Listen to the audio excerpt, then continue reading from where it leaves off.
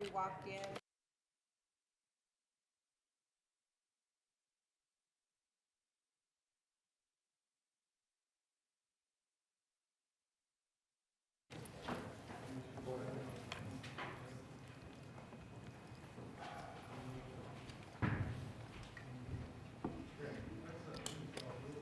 Got a little bit of a group today. Got a crew. We figured it out. Huh? Oh, no, what? Oh, location. Yeah. Oh, yeah. Good morning. Welcome to the MAPS 4 Citizen Advisory Board meeting for March 6th, 2025. Item 2 on our agenda is, or 2A, is approval of the minutes from our February 6th, 2025 board meeting. They were included in your packets. Are there any additions, edits, revisions? If not, I take a motion in a second for approval. Please cast your votes.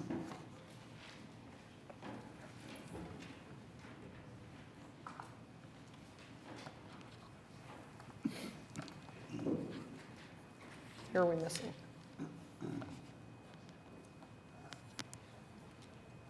Okay.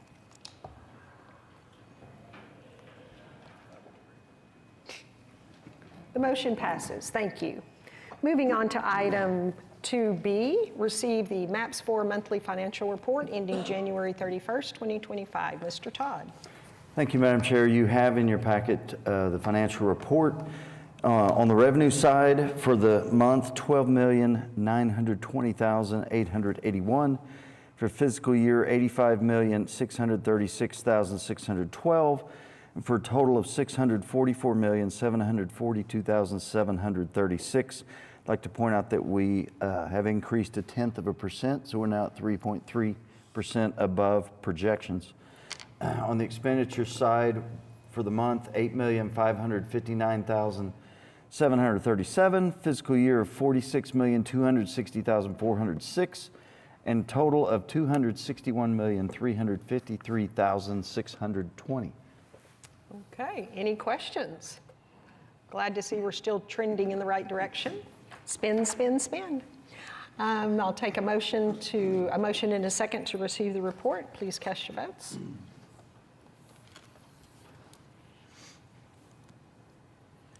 Motion passes. Thank you. Moving on to item 2C, quarterly report on the MAPS 4 homeless project. Thank you. We bring to you the quarterly report. Obviously, it comes quarterly.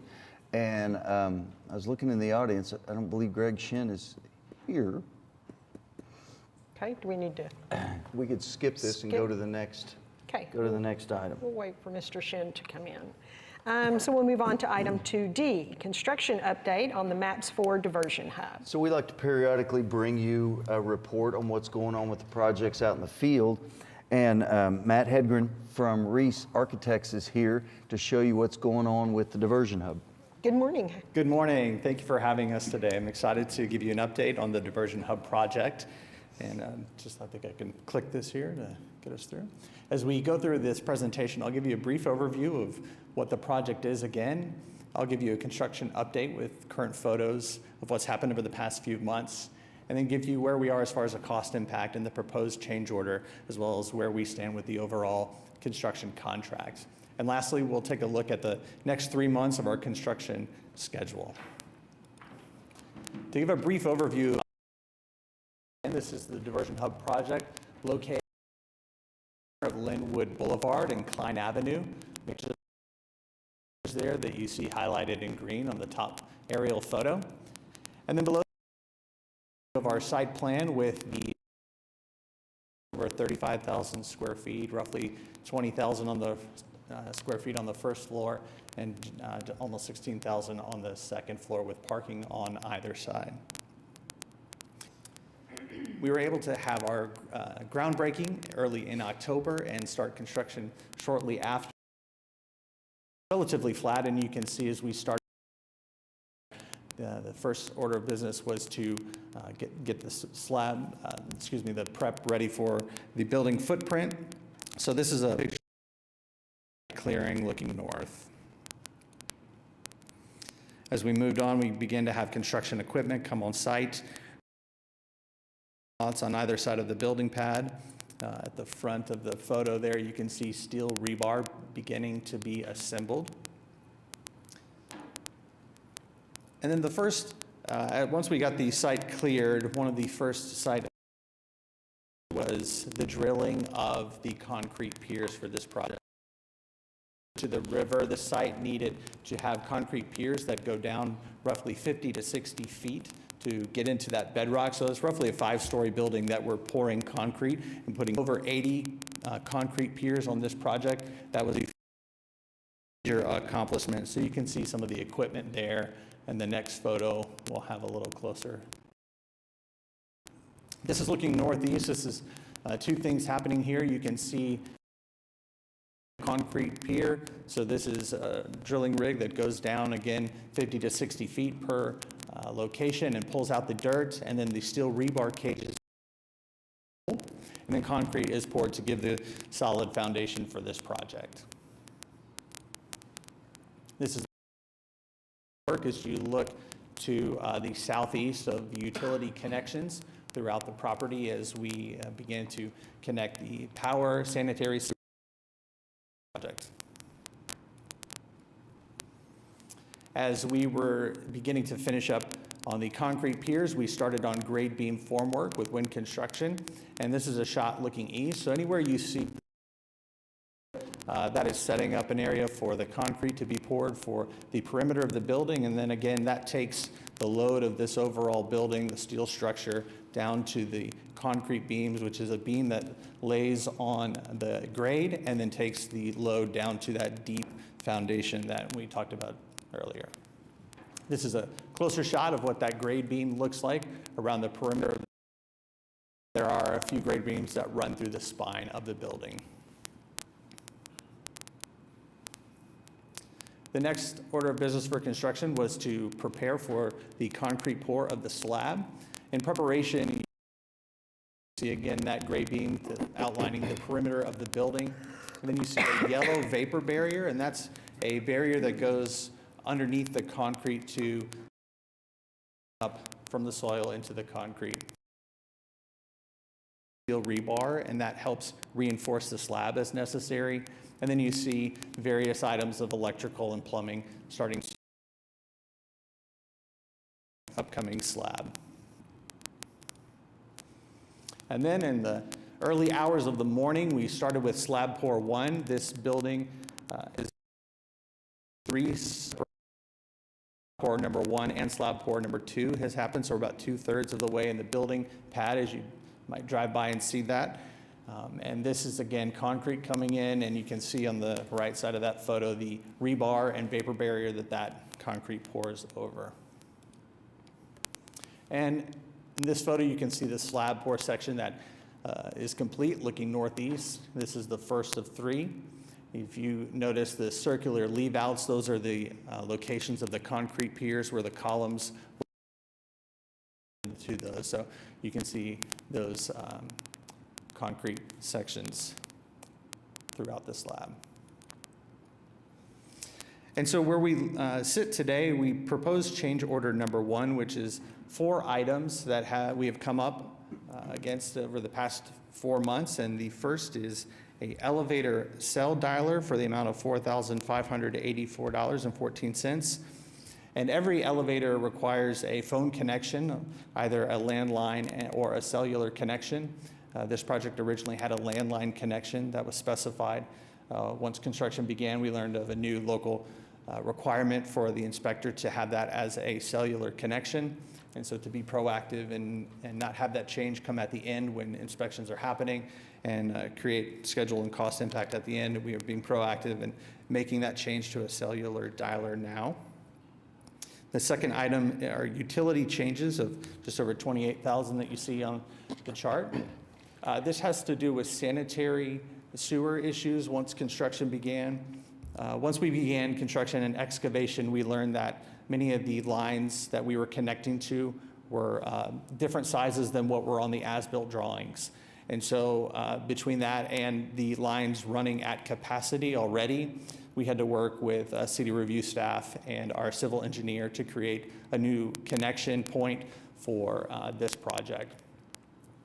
The third item are concrete pier sizes. So as you saw in those photos where the concrete piers are located throughout the project, there's a few different sizes, the smallest being an 18-inch concrete pier.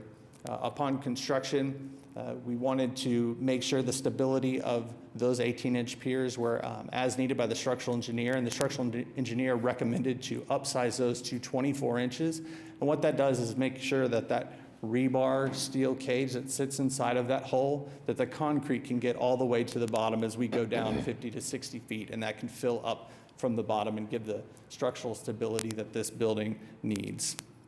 And so that amount is $17,260.91. And then the last item for this change order is a positive of just over $9,000, and this is a metal panel change.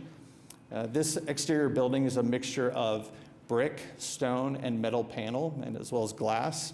The metal panel product that we had specified for this building is at many points below and above the windows. It was a product called Lux, and since construction began, we've seen more local installations of this product, and we had some concerns with it looking wavy, or what you might call oil canning. And so as we reviewed this product, we decided that we can achieve that same aesthetic look with a more durable product that we have used before, and that is called a Barrage panel. So it has the same horizontal metal panel look, but it is going to be able to be more durable for this project, and that gives us a positive of over $9,000.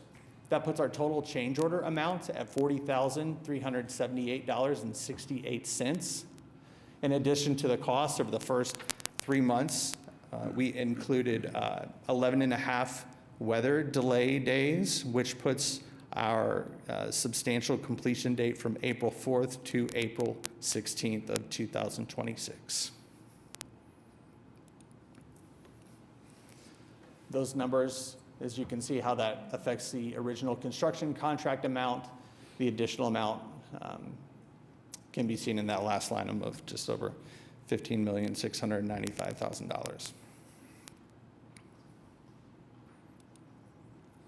As we look over the next few months for our construction schedule, we have the remaining slab that will be placed here in the next 2 weeks.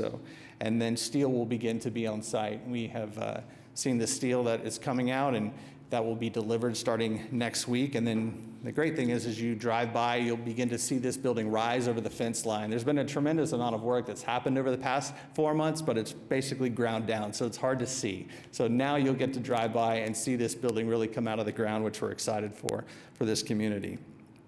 The second floor, the concrete will begin to be poured on April 15th.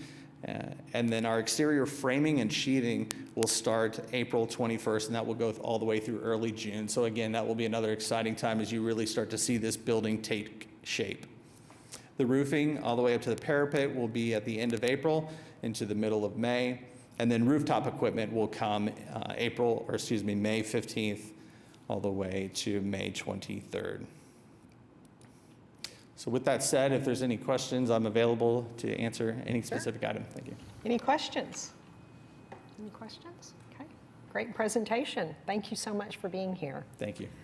So with that, we'll move on to item 2E, recommend approval of change order number 1 for the diversion hub for an increase of $40,378.68.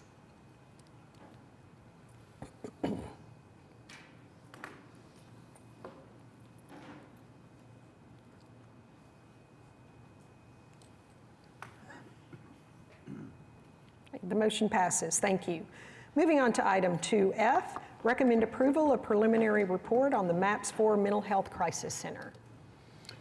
So this is our crisis center, and Crystal Dinker from SA Studios is here to walk you through the preliminary report for the crisis center. Good morning, Crystal. Good morning. My name is Crystal Dinker. I'm with SA Studio, and I am here to do the presentation for the preliminary report for the Mental Health Crisis Center. Our site is at 1200 Northeast 13th Street, just located on the east side of the OU Health Science Complex. The site is approximately 3 acres, and our building footprint is 27,415 square feet. We are looking at having 72 parking spaces for staff and visitors, as well as 2 law enforcement dedicated parking spaces in a secured area. This is just a little bit about the building program summary. We have divided the building program into 5 different sections. We looked at the net square foot and multiplied it by gross factors to get a minimum requirement square foot for our program, which is 27,381 square feet. And as you heard from the last slide, we ended up with a footprint of 27,415 square feet. So we were trying to be as efficient as possible with the program. The first part of the program is the secure entry and exit, and that does include 2 different entries and exit points into the facility.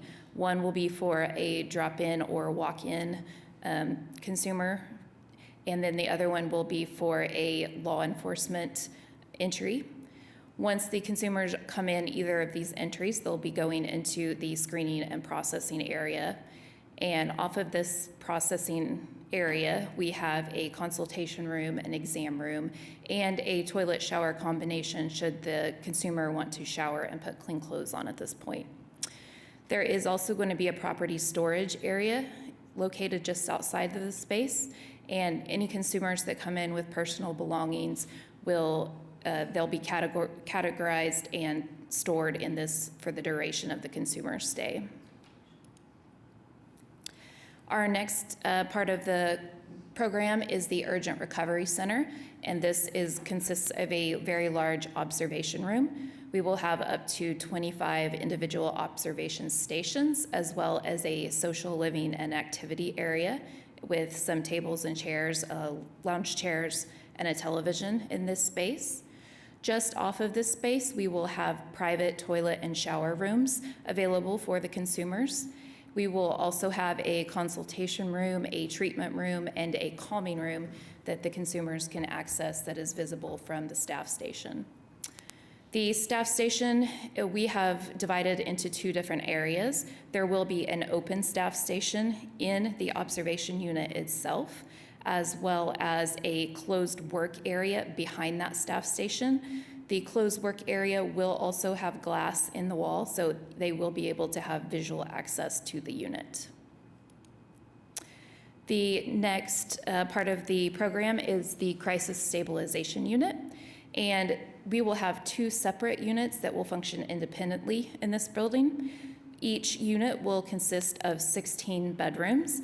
There will be individual toilet and shower rooms that are private and accessible off of the public space. There will not be toilets in the bedroom areas.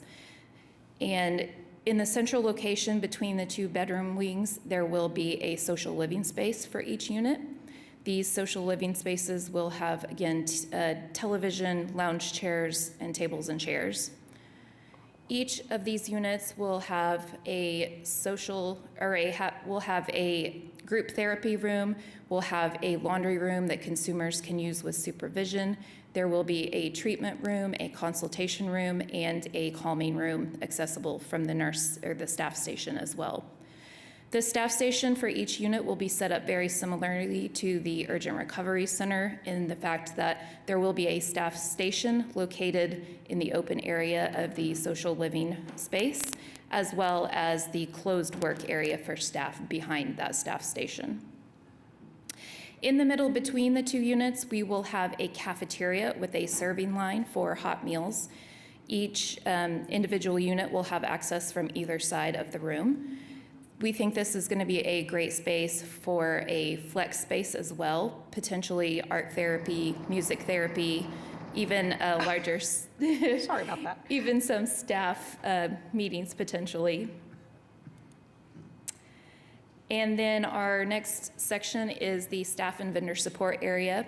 In working at our floor plan, we wanted to be as efficient as possible with this to try to condense these spaces into shared spaces between all 3 of the units. So we have located these in a centralized core to have every unit share these spaces.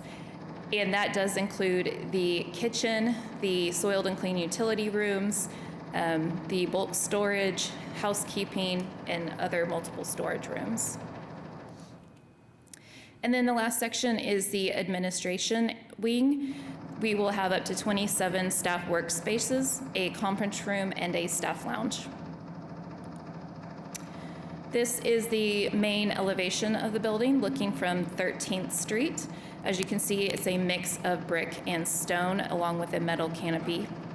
And we feel like these materials are going to be durable and long-lasting, and they go well with the context of buildings surrounding the site. This is just a same view of the administrative wing looking from 13th Street.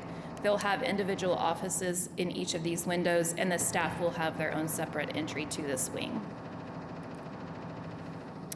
Here we're looking at the west entry. This will be where law enforcement will enter the facility, and they will have a security fence around to prevent consumer elopement. Here we have the east entry, and this is the service entry. All of the vendors coming and going from the facility will come in. There'll be a large overhead loading dock door, and to the right, you can see the backside of the administration wing, and these are larger windows. They're larger shared group offices, not private offices. And to the left, you can see the crisis stabilization unit bedroom windows. This is an image of the interior of the Urgent Recovery Center. You can see the different individual chairs for observation.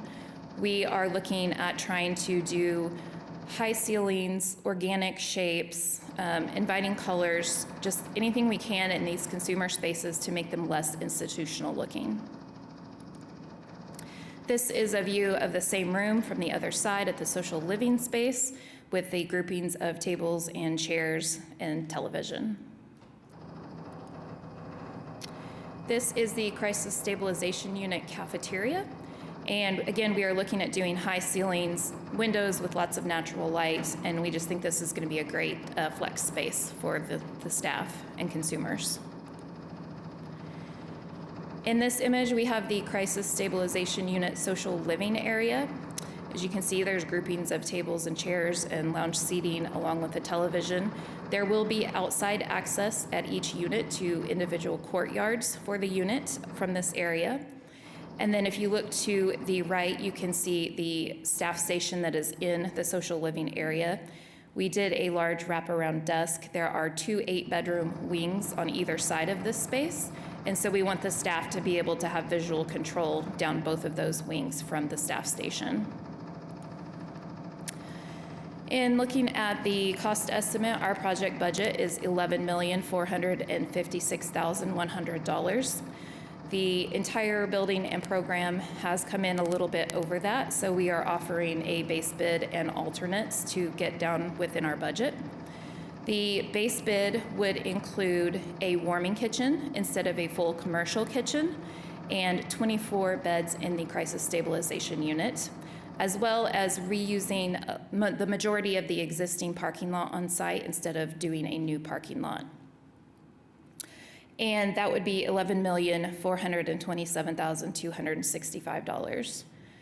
Alternate 1 would be the 8-bed CSU addition, and that is about a $600,000 increase. Alternate 2 would be going from the warming kitchen to the full kitchen, which is a $675,000 increase. Alternate 3 would be a few administrative spaces that are record storage and personnel for that could be located off-site without detriment to the staff on-site, and that would be $173,000. And then alternate 4 would be to replace the existing parking lot with all new paving. The existing parking lot is in fairly good shape, so it could be reused. However, it's not the most efficient layout with one-way drives and slanted parking. So we would like to replace that if possible. As you might have noticed, alternate number 1 and alternate number 2 are very important to the program of this facility. So we are actively working on options and ideas to get those into this project.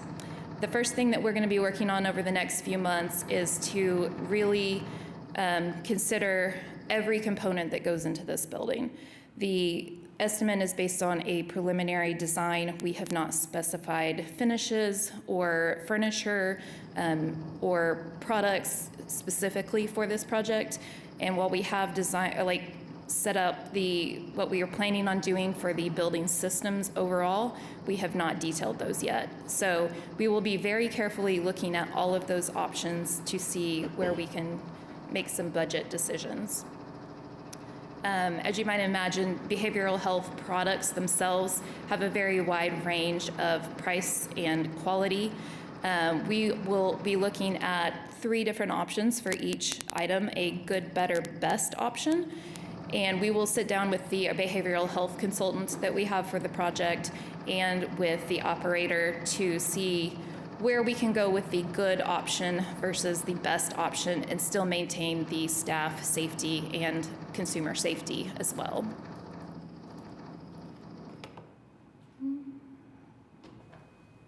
And then the second option that we are looking at is we are having conversations about additional funding, private sources, and there are several conversations going on right now about that sound promising. However, I don't have any confirmation that I can give at this time. So in order to keep the project moving forward into task 2, we are going to recommend going ahead and proceeding with the preliminary approval based on this base bid and alternates that we've presented. And then the schedule for this project, the staff and council approval for review would be done this month in March, which would put us at June for completion of construction documents and specifications. Then if that is approved in July, we could get bidding underway and potentially award the contract in September of 2025 and start construction. And that would put the project at a May 2027 construction completion date. Is there any questions? Crystal, thank you for your presentation. Yes, Joy?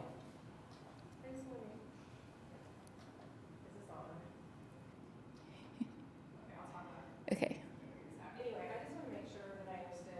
That there it is. That your bid that you're planning on submitting does include the full kitchen, is that correct? The base bid includes a warming kitchen. Right, So, and so- food but- would have to be brought in from offsite. Okay, and I have a lot of concerns about that. That is the primary population that I serve on a regular basis in my job. And I feel like that is, I feel like people with disabilities, especially mental illness, often get the short stick. And I have a lot of concerns with just doing a warming kitchen. I feel like that does not give them the opportunity that other people have when they're inpatient in different hospitals. They always have full kitchens. So I just want to say I'm really concerned about starting with the bid of just a warming kitchen. We are too. Okay. Thank you. Great point. Anything else? Yes, Chelsea? I'll just echo Joy in our subcommittee meeting earlier this week, which thank you for going through that process also. We were concerned about the first alternate being a reduction of beds by 8, considering especially that this project was originally, whenever it was part of the MAPS, in the beginning was 2 crisis centers that were then reduced down to 1 crisis center, and then now 1 crisis center with potentially 8 less beds than we originally planned for.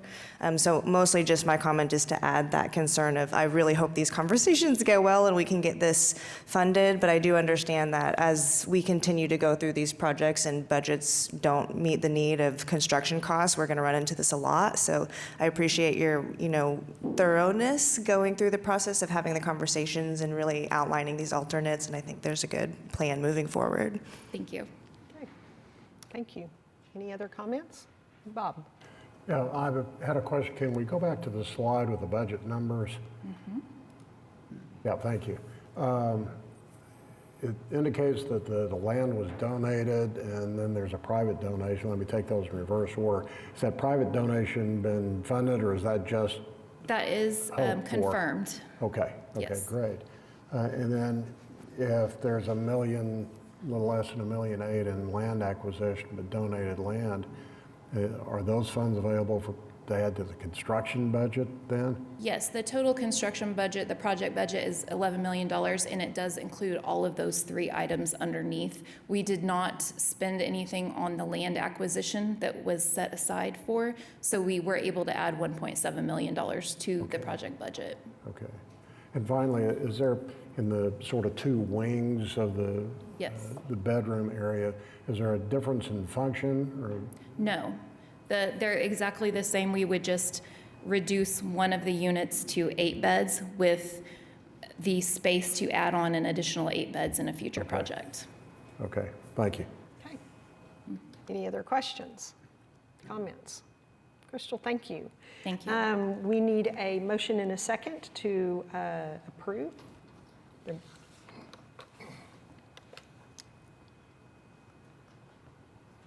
There we go, sorry.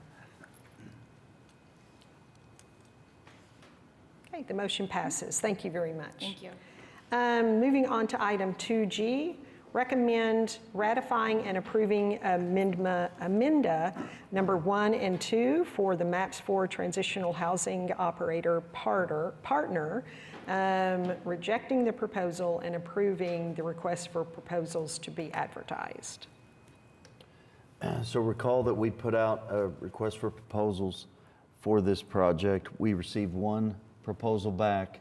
There was a panel that met that included members of this group and city staff, went through the proposal, did not feel that it was the best proposal, that it was adequate for what we needed. It was a consortium of people, of groups that hadn't worked together, didn't feel like their financials were adequate. So ultimately, the panel has recommended that we reject that response and re-advertise. We have done, ADG staff has done some talking in the community, and we believe that now there's a better understanding of what we're looking at and that we will have other responses. Okay, any questions on this item? Okay, if not, I would take a motion in a second.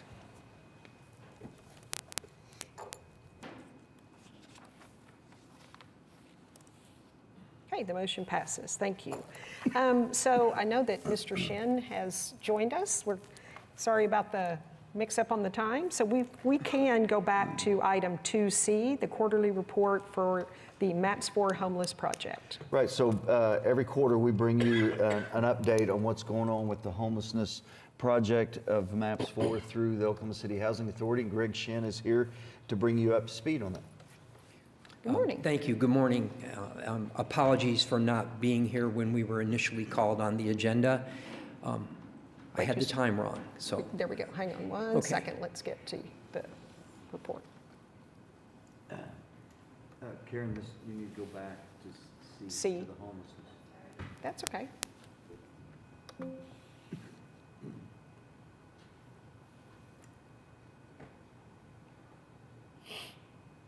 I think it's the first one to the left.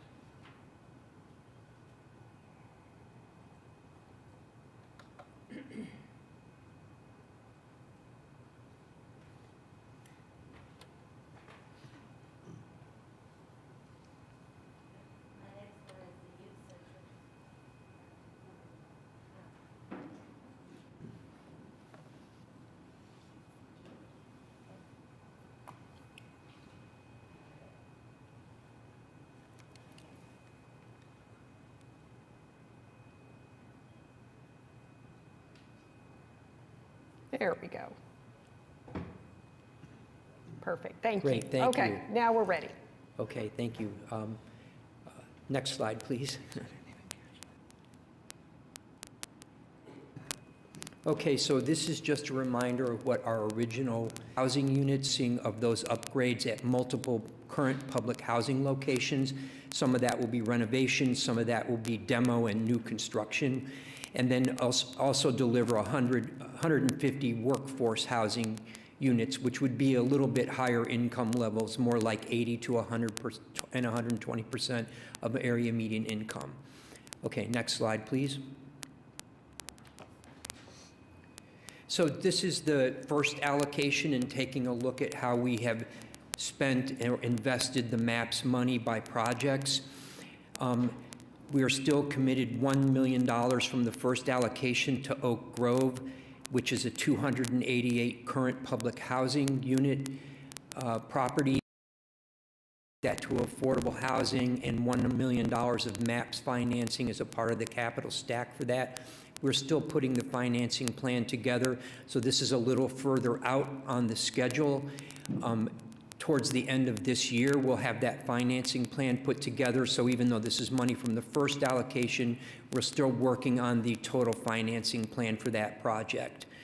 The next project is Creston Park Creston Park Phase 1, which is on MLK Northeast 26th and 29th Streets. Phase 1 of that is scheduled to kick off with demolition of the old public housing buildings that are on 28th and 29th Street, and the demolition should begin by July or August of this year. That'll be the first phase kicking off. The pre-development fund is a revolving fund that we keep putting money back into as we get financing sources and we make progress on the projects. We continue to use that money to do like pre-architectural design services and other kinds of things that we need to do before we can even bring a project to closing. So that's being heavily used by us as a revolving fund. The first supportive housing project that we're allocated money to was the Vita Nova supportive housing project. That is the old Motel 6 hotel conversion at MLK and East Reno. That project is moving into the design phase, and we've committed $3 million to that. And we have an open RFQ for development partners, and that is a requirement of our MAPS operating agreement to regularly update that RFQ. We did it for the first allocation, and that out of that vendor pool. We have a second vendor pool RFQ out right now to get a new group of vendors, and that will be for architects, engineers, and construction, general construction managers. And so we're hoping to pick the GC for the Vita Nova job from that new vendor pool that's established. So we're in the middle of getting the solicitations. They're due in about 2 weeks. On supportive housing, number 2, Set Place in northwest Oklahoma City. This is a project that we're doing with the Veterans Administration to create initially 37 units of supportive housing for homeless veterans in a concert with the Veterans Affairs here in Oklahoma City. So we have $1.5 million of MAPS money committed on that project. Next slide, please. As I was discussing, you can see Creston Park there will be poised in the middle of 2025. Construction. Oak Grove is a little further out into the fourth quarter of 2025. Vita Nova is going from design, from pre-design into design, and then going out for the GC bid, as I just discussed. And Dorset Place, even though it's the newest project, the scope of work in the first building, we will be able to be in move-in ready status when we close on the property in a few weeks. We're putting an MOU in place with the Veterans Affairs Medical Center, and we're getting that all detailed out. So the Community Enhancement Corporation, the nonprofit development arm of the Oklahoma City Housing Authority, we will be providing the property management, the security. We'll have all the space. We'll be managing that space, but the VA will come in with their HUD-VASH team, which is Veterans Affairs Supportive Housing. So the subsidy will be provided by the Housing Authority with project-based vouchers, but the HUD-VASH team comes in with all the services. So the case managers will be there from the VA Medical Center 5 days a week, 8 through 4 on site, providing continuous service opportunities. They've already been to the building. We know what their office space is, and we've already detailed out that. The director of the medical center for the VA was there. They signed off on the project, so we're just we've got their letter of support. We need that letter of support to submit to HUD to put those project-based vouchers there. We've already got that from the VA. Now the MOU is next, which will be who's responsible for what. So we're working that out. We should have that agreement very quickly. And those will actually be the first units to be placed into service, because the renovations there are already complete. They were not extensive. It was just upgrades to the building. Just recently licensed as assisted living, and so the seller's actually doing all that work in advance. So when we close on the property, we'll be able to quickly implement and move in the veteran population in the next 2 or 3 months. So even though this is a newer project than Vita Nova, we will put those units into service earlier in the calendar. And again, that's the second supportive housing project out of the first allocation of MAPS. Okay? Next slide, please. So this just shows you how we're spreading out the investments. I don't have the priority map that you've been looking at. I've been showing you the priority zone before, but this shows you without the priority zone where they are being made across the community. But all of these are within the priority zone, and you can look and see where Vita Nova is down there in the bottom right corner, and Dorset Place is up at the top of the, in northwest Oklahoma City at the top, but that's all within the boundary of the priority. That we're investments set locations, that we're not moving those properties. But with the supportive housing, we're not trying to have one neighborhood in the city be overweighted with trying to end homelessness or provide affordable housing. We want to spread those out across the community. So really all neighborhoods should try to be a part of the solution to the problem, because then we're deconcentrating poverty and disability across the city. So that's the idea that we put forward in the MAPS for Homelessness Operating Agreement. So I'm going to keep updating this map. So you could, and next time I will also show the priority zone with it again, so that you can see where we're spreading out these investments across the community. So I'm happy to answer any questions about that, but I'm going to keep updating this. Next slide, please. So now we're looking at the second allocation, which we brought forward for approval. Mr. Todd brought this forward for approval as a recommendation. We did receive that second $10.7 million. With that, we already have projects in the pipeline. So Will Rogers Courts is what's called a Choice Neighborhoods planning project right now, and that is for the Stockyard City and the South Rotary Park neighborhoods.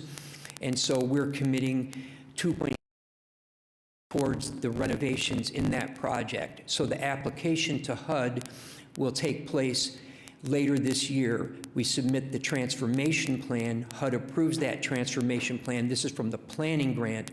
And then the HUD will put out the next notice of funding opportunity. For that, if we get that grant, then we will take $30 to $50 million from HUD.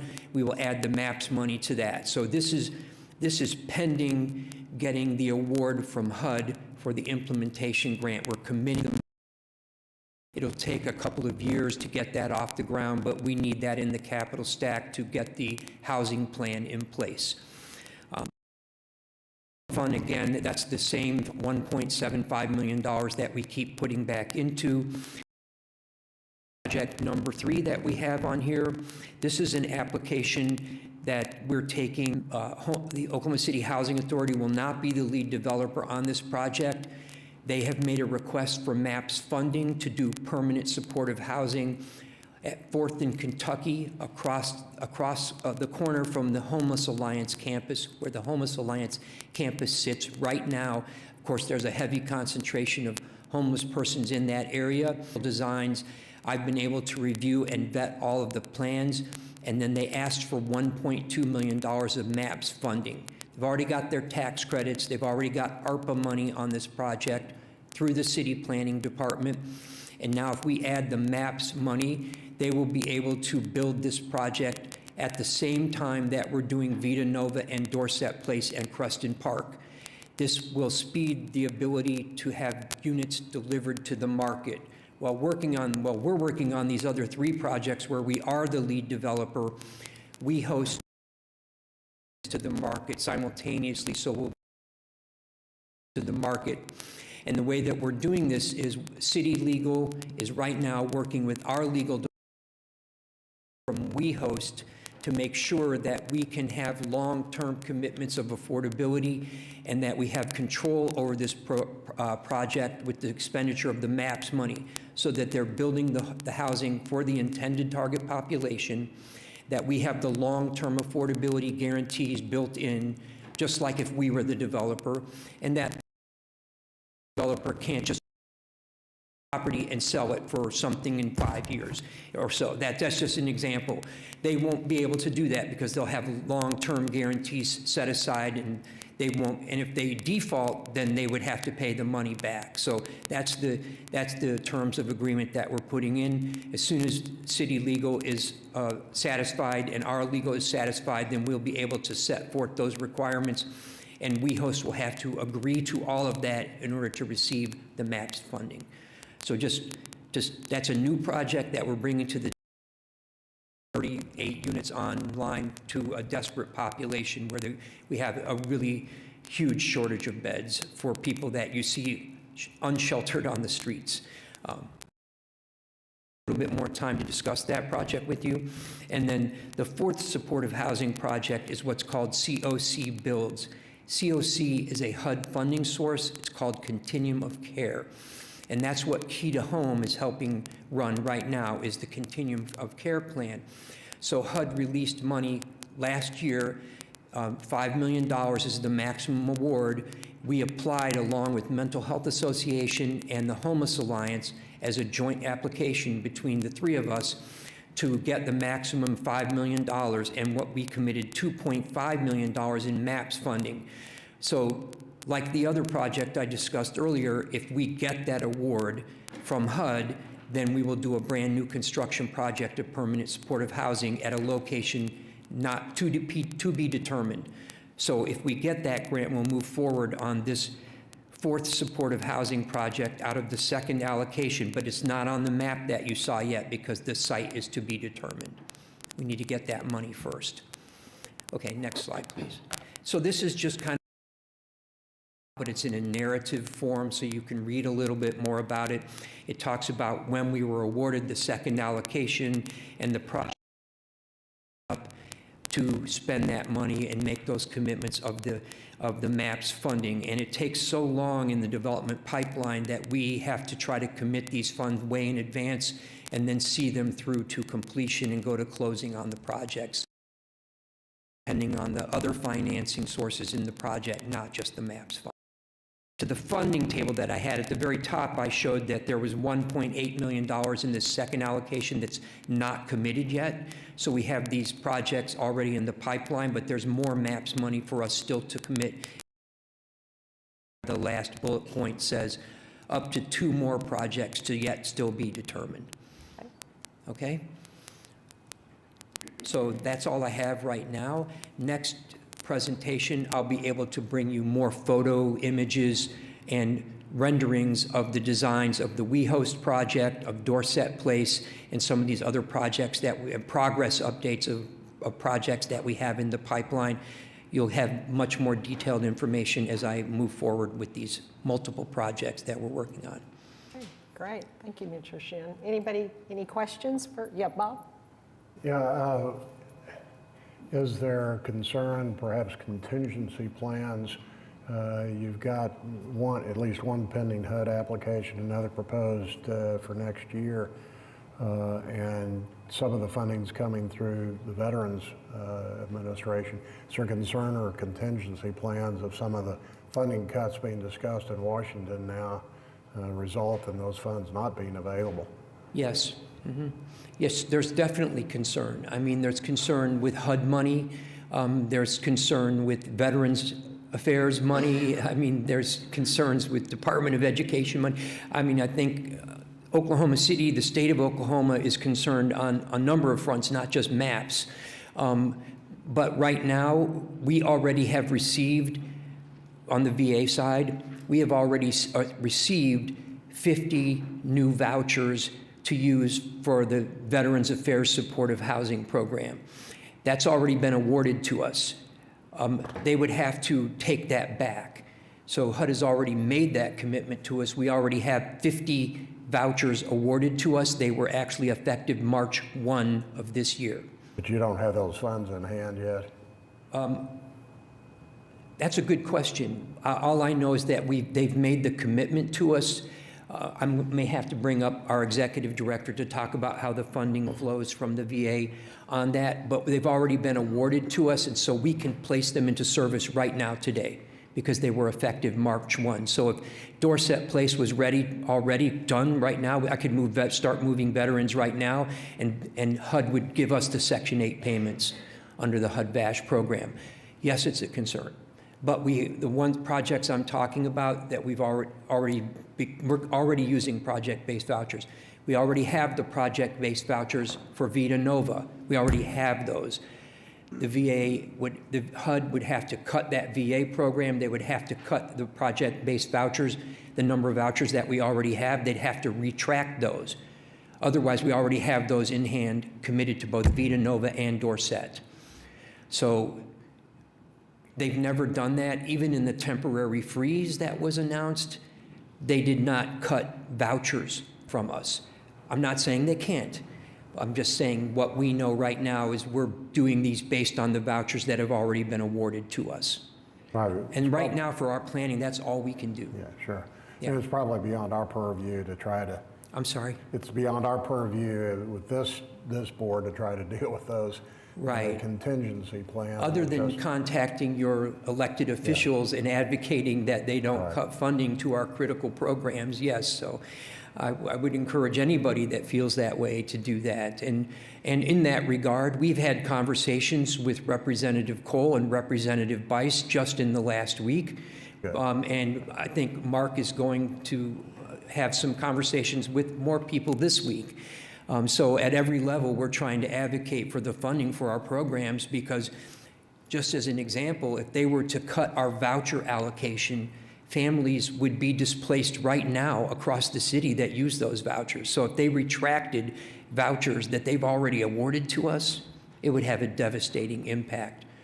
So that's something that we all should be concerned about and just keep in mind. But right now, these plans are based on what we know that we have that's already been funded. Okay. Well, I've assumed you are in regular contact with our congressional delegation to deal with that, and I applaud you for doing that and hope those communications continue. Yeah, we do. We have actually really good working relationships with Congressman Cole and Congresswoman Bice, and we have had multiple, also Senator Lankford and Mullen, we've met with all of them. So, you know, what they do, that's a little bit out of our control. All we can do is say, hey, this is what Oklahoma really needs. That's all we can talk to them about. Good questions. Chelsea? Hello again. Thank you for your clarity on the details with the WeHost option also. Is it possible when you bring photos and progress update next time that we can also hear from somebody from WeHost Alliance? Absolutely, that's a part of the agreement.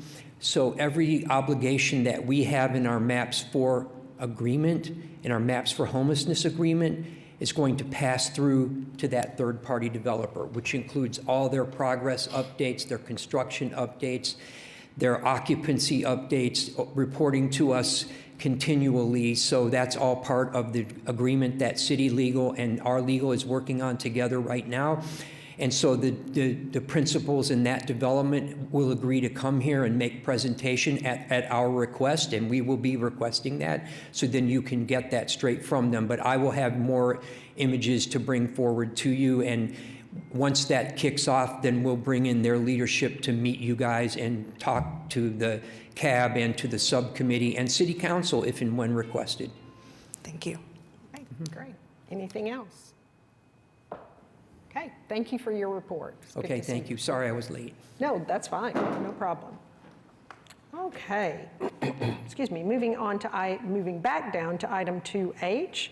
Recommend approval of change order number 2 and amendment number 3 to the MAPS 4 Parks Enhancement, Public Spaces Transformation, the pedestrian bridge in the vicinity of the First Americans Boulevard.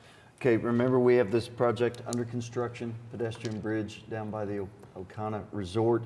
There's 2 pieces in this request. There is a change order, and this is some electrical modifications so that we can continue to have communications down there. So Public Works has cameras on facilities like these along the river, and we needed to move this to the south bank. So this is some additional conduit that would help, and it also moves the electric transformer that was set in a place that didn't look great. So this is to move that.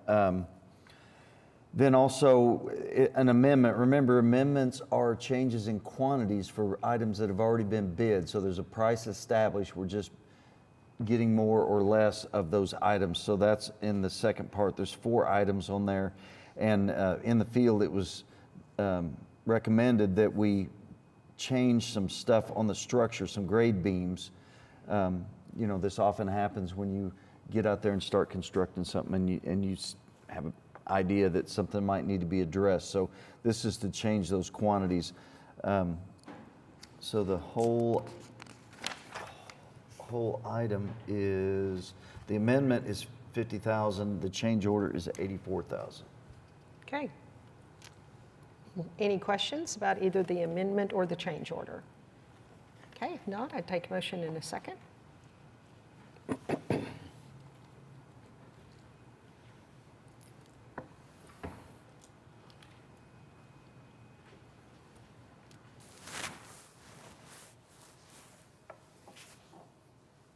Okay, the motion passes. Thank you. Moving on to item 2I, recommend approval of sites for the MAPS 4 youth centers. You see there listed the locations. Mr. Todd. Right, so this body and ultimately the City Council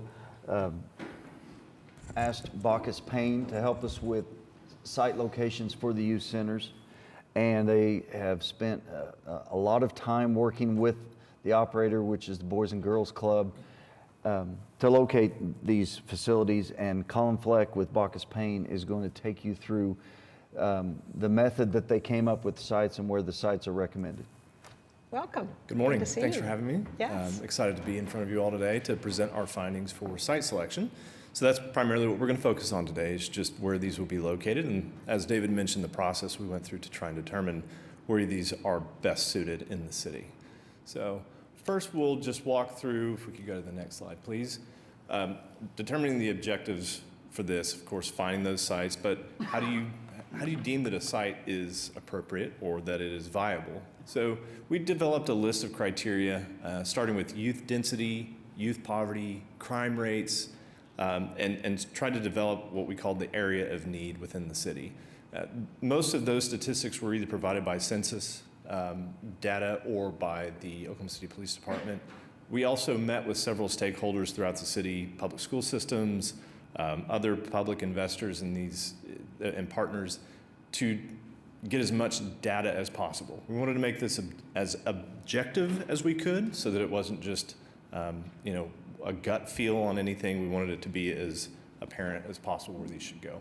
Beyond that, we began to look at available sites within these areas of need. So we looked at size of the land, whether or not it's in a floodplain. We looked at school locations and adjacencies. We looked at public transit with Embark, and we looked at school performance. One goal of this was to help with the budget side of things, was to locate these in public parks if we could, and we were successful in some parts of that, and others you'll see we were not. So we'll go ahead and go to the next one here. This is just a list of the stakeholders that we met with. This is not all of them. We met with several of the school districts that aren't listed here, but it's just generally alluded to there. Next. So this is a map of Oklahoma City and the youth population by census tract. And so, of course, census tracts are, some are larger, some are smaller, and those sizes affect the density. But as we move through this, we'll go to the next one. This is youth poverty. We begin to see some of these same areas begin to light up. We can go ahead and go to the next one. The violent crime heat map was provided by the Oklahoma City Police Department. And the next one is juvenile crime. That is by zip code. That's the way that the information came to us. So that's how this is presented here. And if you click to the next one, you'll see an overlay of the violent crime and the juvenile crime highest areas of the city here. So then we took all of this data and we smushed it all together. And that's what gave us our areas of need. These are loose boundaries, of course, but we wanted to try and get as close as we could within these boundaries. And so you'll see that, we've got kind of a yellow, a green, and a blue block there that when you start to overlap them, you start to see these areas of need. The area down on the lower part there is generally Capitol Hill. We split that into two, kind of an east and a west there. And if you kind of think back to the violent crime map, it was just kind of one large area. So we're trying to divide that up into two. We can go ahead and go to the next one. So our recommended sites are identified here. A through D are the recommended sites. There were additional areas of need that we were looking into, F and E, and we didn't find any real viable sites there. There was one in E, but it was really not a great location. It was quite difficult to find sites that were large enough to accommodate a youth center and that were in the area of need. So then we did our best to rank these in a matrix here. So a green means that it scored highly in the youth density, poverty, violent crime, the size of the area. It checked all the boxes. So our recommendation in order is A through D, and then E and F were the lowest scores, so they were not included in our recommendations. The first area is Woodson Park. It is right smack dab in the middle of one of the largest areas of need, particularly high crime, and it's got great access to public transit. We've got a lot of public investment that's already been made there. So from an amenity perspective, there's a lot already there. And that's something that we really are trying to get into all of these youth centers as much as we can. Of course, budgets are tight. And if we can have just a grass field, we'll have a grass field. If we can have playgrounds, we'll have playgrounds. Of course, Woodson Park has all of those things already there. And so this seemed like a really great fit. It's very highly visible. And so that is our first recommended site. You can see how close it is to several elementary, middle, and high schools there. And we worked with Boys and Girls Club. Tina's here, and she can speak to this as well. Looking at transit to and from the schools for the after-school care, trying to make it as convenient as possible and as accessible as possible. And so all of these schools are quite close to the youth center, and I know Tina's been in contact with all of those schools. They've got clubs in a lot of those schools already that would move to this location, and they would provide transit to the youth center. The second one we're calling Santa Fe or South Santa Fe site. This is at Southeast 66th and Santa Fe. It is directly north of Webster Middle School and just down the street from Southeast Middle School and Southeast High School. Across the interstate there is Santa Fe South Charter. And so this is another area that is high in need. It is a large tract of land. It is relatively flat. It is highly visible. And so again, it checked all the boxes for this area of need. There's plenty of public transit. When we met with Embark, they told us that on any of these sites, as soon as we get them identified, they'd be willing to work with us to add stops or modify their routes as needed to make sure that there is readily available public transit to these youth centers. The next area is the existing Northeast Boys and Girls Club, and it is right in the middle of the area of need, right along the boundary there. There's already a club there that the Boys and Girls Club of Oklahoma County operates. It currently serves K through 8. They'd like to expand it to high school. There's already been investment in this facility from their private funds, and they have additional private funds that are going to be invested in the site to build the gym. And so again, looking at ways to make the budget square, we're looking for anything we can, and that is certainly a big help to have those funds allocated towards this. And so yeah, that's the third recommended site. The fourth recommended site is Melrose Park. This is at Northwest 10th and technically Melrose, but it's just south of, Council and 10th. It's directly off of Melrose Lane. This is the highest square mile of crime in the city, and when we spoke with Oklahoma City Police Department, and this area desperately needs this site as well. And there's an existing community center there, and discussions with Parks Department. Those facilities have outlived their useful life, so we would recommend that the building be demolished and the new building would be built at the back of the park. And you can see it's directly across the street from Council Grove Elementary School, and it's pretty close to several other elementary, middle schools. We've got public transit right there. And so this is another great site. That's the fourth. And this is a recap of the sites, and we can go ahead and click to the next one, if you would please. This is what we call our cell phone coverage map of the youth center. So these are the schools that would provide transit to these youth centers. So you can see the general coverage of the youth centers proposed, combined with the existing youth centers that the Boys and Girls Club operates. These are full youth centers, not just clubs in schools. So we're looking to help as many kids as we can in the areas of need. And so this just gives you an idea of how we're covering as much of the city as we can with these sites. This is just a recap of each site. The one thing I forgot to mention on Melrose Park was that Parks Department does have $500,000 of GEO-bonds that they've been holding for this site in anticipation of a youth center. So we think that that would go towards the park amenities that would be constructed outside of the youth center that would be available to the public generally, but it becomes another amenity for that site. These are just aerials of the site. You can see here, this is Woodson. The west side, if we could go back real quick, the west side has been fully built out with softball, soccer, baseball fields, parking lots. The south part of the east side has been built out. This is an older aerial. It's been completed to date. In the north quadrant, the northeast quadrant there, you can see there's a fire station. There's a city facility that I believe is being demolished. And then there's the existing pool that's been closed. There's a gymnasium there, and Boys and Girls Club actually operates out of the building farthest to the east there in the middle. So that's generally the location of where Youth Center 1 would be located. It's about where that parking lot and pool are currently at.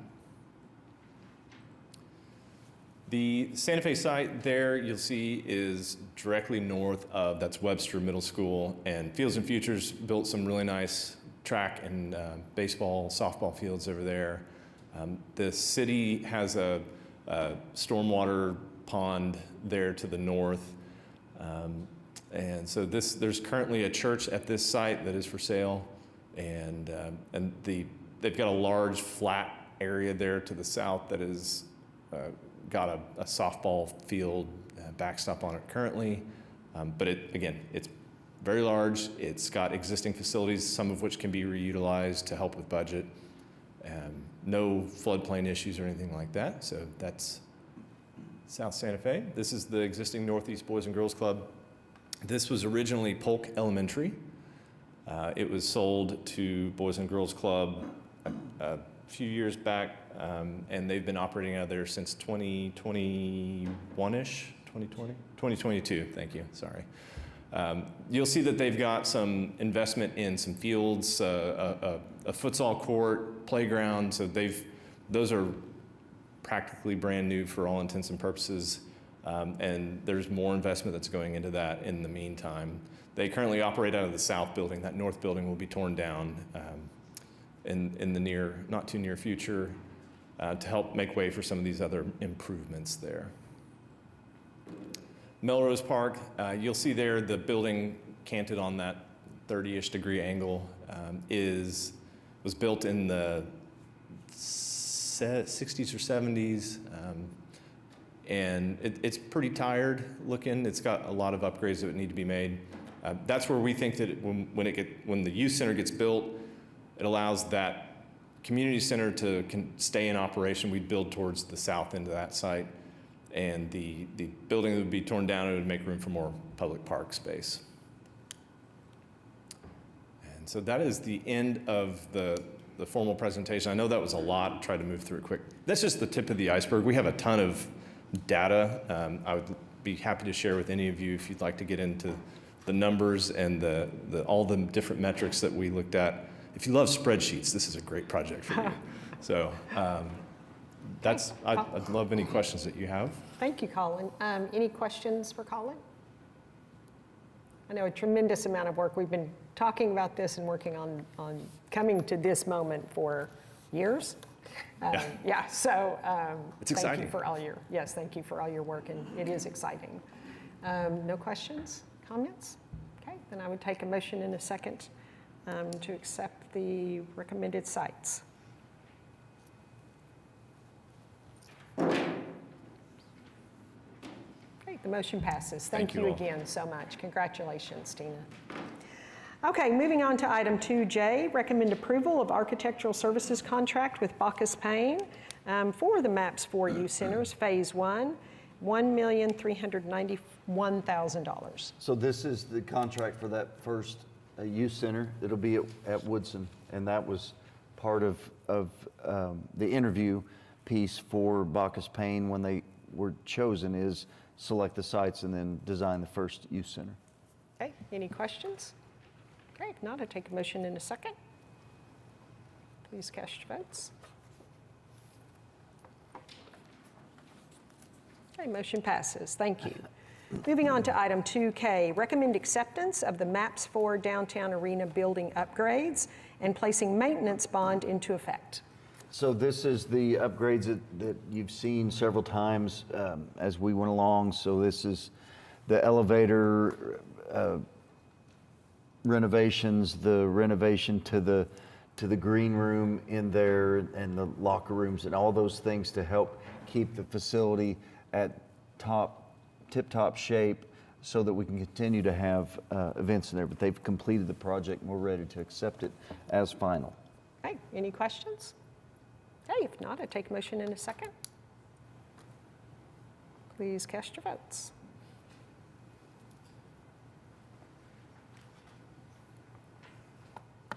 Motion passes. Thank you.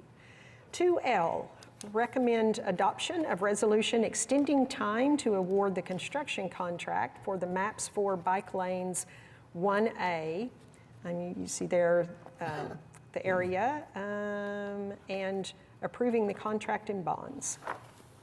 Right, so this went out to bid and we received, I believe, 3 bids on that, but we're ready to award this, get it going. Okay, any questions? Okay, if not, I take a motion in a second. Cast your votes.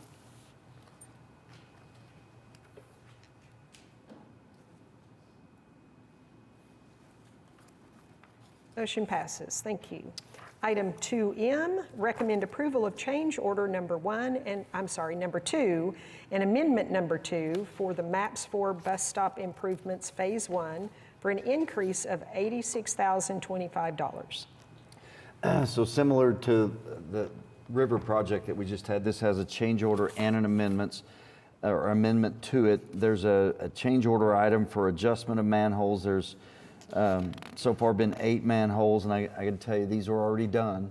They're coming to use a change order, but they were done so that they didn't hold up construction. Yeah. As they extend concrete out from the stops and connect in various places. Sometimes these things are in the field that we didn't anticipate. So there's a change order to add 8 manhole adjustments for $12,000. But then again, to keep our bookkeeping square, we reconcile the quantities periodically, and the amendment is to reconcile that for $74,000. As you know, when they're out in the field and they got to get more concrete or remove more this and that, and when you're talking about 40 sites, it adds up. Yes, it does. Any questions? Okay, if not, I'd take a motion in a second to approve. Please cast your votes. Motion passes. Finally, moving on to item 2N, recommend adoption of resolution extending time to award contract for the MAPS 3 Senior Health and Wellness Center, number 4, additional improvements. Awarding the contract, base bid plus alternate 1 to Pillar Construction for $647,000. Authorizing the use of excessive collections and/or interest in the amount of $97,000 to fund a portion of the construction contract, and approving contract and bonds. So pickleball is very popular, you may have heard.